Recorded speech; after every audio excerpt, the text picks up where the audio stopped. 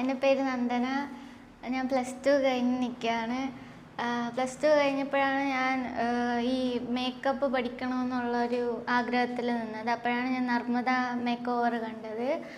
അപ്പോൾ ഇവിടെ വന്നതിന് ശേഷം തൊട്ട് എനിക്ക് മേക്കപ്പ് എന്താണെന്ന് അങ്ങനെയൊന്നും അറിയത്തില്ലായിരുന്നു. ഇവിടെ വന്നതിന് ശേഷം തൊട്ടാണ് മേക്കപ്പ് എന്തുവാണ്, അതിനിങ്ങനെ ഉണ്ട്, ഓരോ സ്കിൻ ടൈപ്സ് ഉണ്ട്, ഇതൊക്കെ മനസ്സിലാക്കി തന്നത്.